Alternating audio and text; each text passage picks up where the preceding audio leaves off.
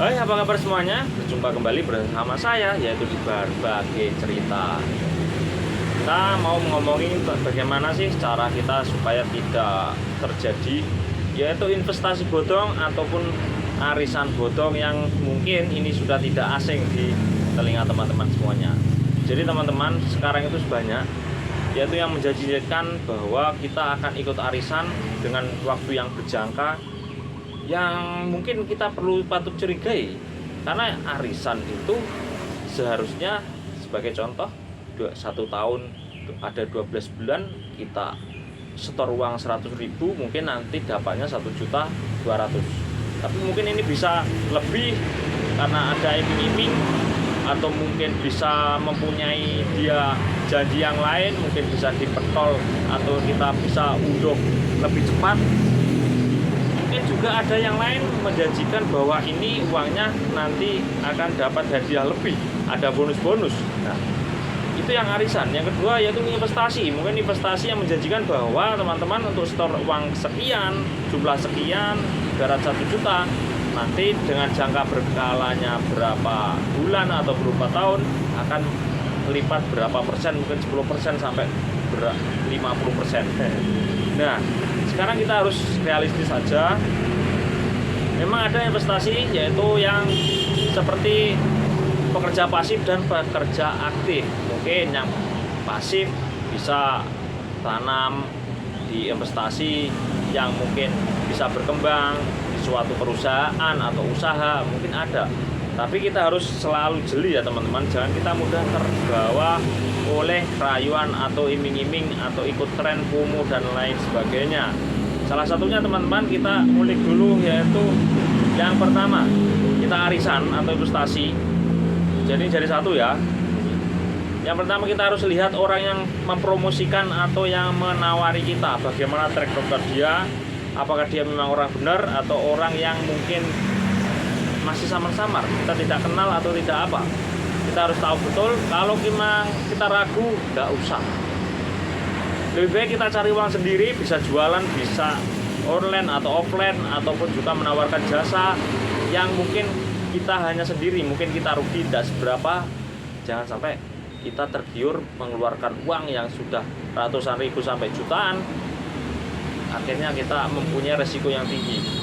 Kalau memang teman-teman punya uang dan ingin berusaha, sudah jualan saja, tidak laku tidak apa-apa. Yang penting kita sudah jualan, rugi di tangan kita sendiri, bukan rugi di orang lain. Yang kedua, investasi atau arisan kita lihat ada legalitasnya. Mungkin kalau kita investasi atau menabung, ada OJK, ada Bapepti, ada pokoknya instansi yang mengawasi tentang keuangan. Itukah apa ada, mungkin ada izinnya, ada apanya, kita harus jeli seperti itu.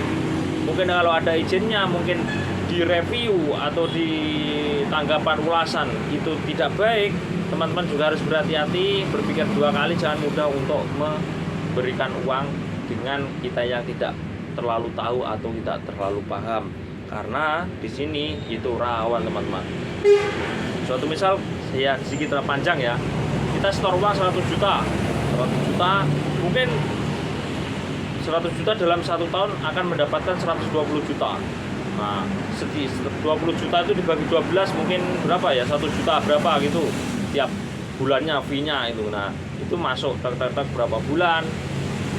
Nah, akhirnya belum sampai 1 tahun dibawa kabur atau servernya rusak atau bagaimana, yang mempunyai kita tidak bisa berpeluang untuk mengambil uang kita. Nah, itu juga berbahaya teman-teman. Jadi pastikan teman-teman untuk minta uang hati-hati dan tahu legalitasnya. Yang ketiga yaitu waspada yang tinggi. Kita sudah berinvestasi yang cukup tinggi, cenderung akan memberikan keuntungan yang wajar teman-teman. Maksudnya wajar begini, kita deposito berapa persen gitu ya, kalau di bank itu kan tidak sampai muluk-muluk sampai tinggi. Oke. Nah, kalau kita ini ada muluk-muluk tinggi, kita harus pertanyakan dari mana uang itu, laba itu bisa dikasihkan ke kita, bagaimana cara kerjanya. Jangan mudah untuk memberikan uang, karena semua orang itu butuh uang.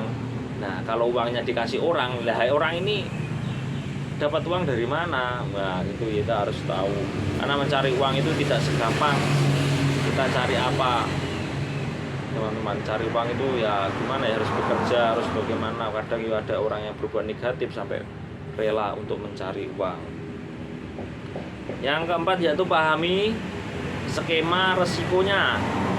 Kalau kita investasi di ini, nanti resikonya bagaimana, kita harus tahu. Suatu misal kita investasi pada orang yang belum kita kenal. Nah, sewaktu-waktu dia menghilang, kita memblokir WA kita sudah panik teman-teman. Jadi jangan mudah percaya. Kalau simpan uang silakan simpan, kalau nabung tempat yang aman, mungkin bisa di bank atau di aplikasi lain yang mungkin sudah teruji kelayakannya atau legalitasnya.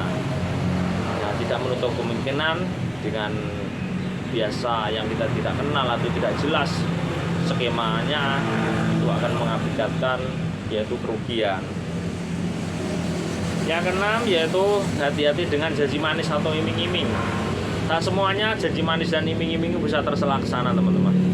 Karena ibarat begini, kalau memang itu sangat bagus, kenapa orang itu tidak dia aja yang main sendiri, kok melempar orang lain? Tahu sendiri kan, mempunyai rahasia atau tips aja, orang itu sangat menyembunyikan. Kenapa ini kok diumbar-umbar? Mungkin dengan kata-kata lain untuk merayu kita, karena ini kesempatan terbatas. Ini hanya kamu yang tahu. Ini kesempatan emas yang memberikan keuntungan fee yang banyak. Nah, disitulah kita harus berhati-hati teman-teman. Sekarang itu kita boleh percaya, tapi jangan percaya banget. Karena semuanya itu belum tentu yang kita percaya itu bisa dibuat untuk percaya.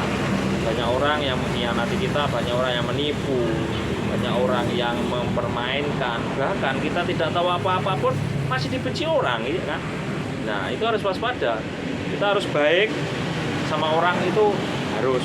Tapi kalau kita terlalu baik, kalau terlalu diam, kita juga dimanfaatkan. Sudah, jalani hidup apa adanya, terus maju, belajar sebisanya. Kalau memang belum bisa, gagal itu tidak memalukan dan tidak perlu untuk menjelaskan orang yang sudah tidak suka dengan kita, karena itu akan percuma dan sia-sia. Kita perlu waktu untuk menjadi berubah baik. Setidaknya kita tidak mungkin tidak goal yang tinggi-tinggi, tapi kita tidak merugikan orang lain, syukur bermanfaat pada orang lain, itu sudah cukup luar biasa. Terima kasih obrolan kali ini teman-teman. Semoga kita semua dihindarkan dari bahaya atau kebohongan, fitnah dan sebagainya. Sampai jumpa di video selanjutnya. Salam sukses untuk semuanya.